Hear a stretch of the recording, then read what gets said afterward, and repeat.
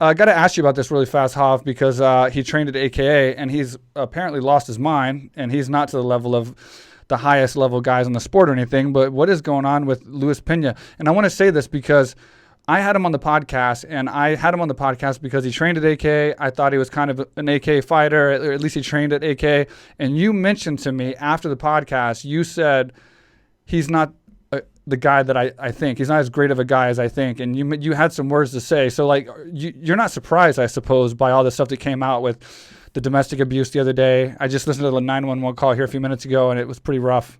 Yeah, no, I'm not surprised. To me, he was fantastic. But you know what? Because I'm the head coach and I was the owner of the gym, and there was no issue between him and I, but there was issues between him and other people where he did people in, and there was things he did that actually I was going to ask him to leave the gym because of what he did to one of the fighters. It wasn't cool what he did at all. So, if he has mental illness, then I hope he gets the help he needs. But I wasn't about to let what he did slide in my gym either. So he left on his own, but no one ever told me anything. When I found out some of the things he did with his other little partner, I actually would have asked him to leave my gym, to be honest with you. So he left on his own without me even knowing. He left on good terms with me, but he didn't leave on good terms with the other guys. He did some stuff he shouldn't have done. One of the things I do know he did is he didn't pay the coaches. He didn't pay any of the coaches, and he apologized for that. And I talked to him about that part, and he said he'd take care of it, but he never did. He never did. So he's a troubled guy. He's a troubled guy, and he's a good enough guy, but he's got troubles. And if he's got mental illness, then I wish him the best. But if he's putting his hands on women, dude, if you're sane, you get what you deserve. Yeah, and I think there's drugs and alcohol involved in that as well. And I don't think those coaches are going to get their money back now. So at least you can say you're not surprised by what has happened, because I didn't think you would be. I'm not surprised based on the stuff I was told.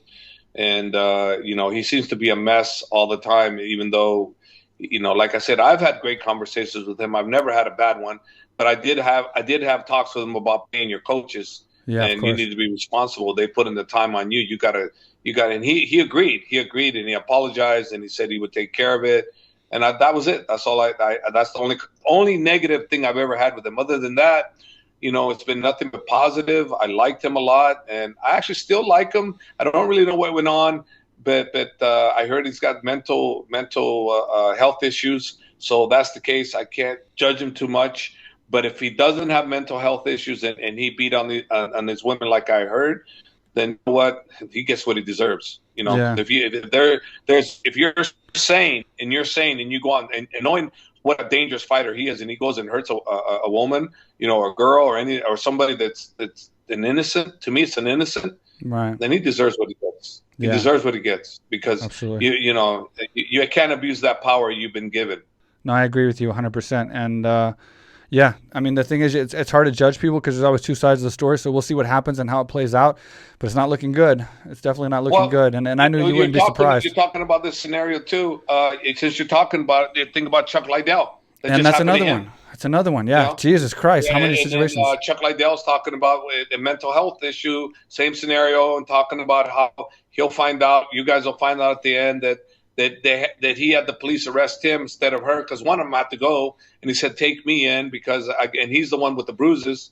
So, who knows, I mean, so you just never know till both sides are out. But I do know what I did tell you with Luis, that there was an issue with the paying the coaches, and he apologized and he said he would take care of it, but he never did. That I do know. He never did. And there was something else he did do that I was going to ask him to leave the gym, but I never got to ask him because I didn't know about it, and he had already left the gym. Yeah, it's crazy. And, I'll say this about Chuck, from knowing Chuck. It's like the thing is with Chuck is, he may be as guilty as can be and just changed and became a horrible person. Who knows? But, like, I'll say this.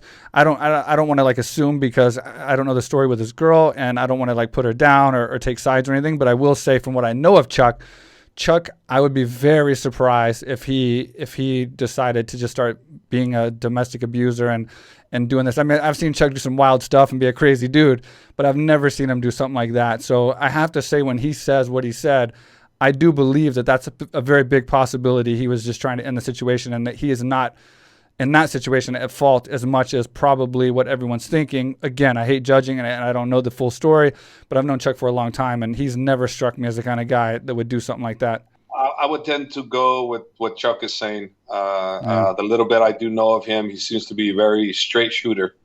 And guys like that, straight shooters, don't F up anybody. He's never known to screw anybody.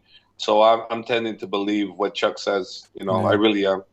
I mean, I like the guy. He's been nothing but respectful towards me since 20 years. He's a great guy, and still I consider him a great guy. So I'm going to say that what he said has happened. It's his wife that probably hit him, and police were called. And one of them, because when that happens, a domestic dispute, they have to take one out. Right. And they have to him separate. Saying "take me," that kind of sounds like something he would do. It's a big thing to do, Yeah. Yeah. If that was me, to be honest with you, that was me, and they were coming in, they got to take one in, I'd do the same thing. Yeah, it's a big thing to do.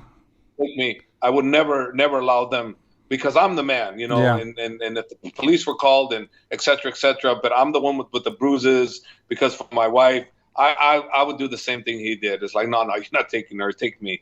So I believe him.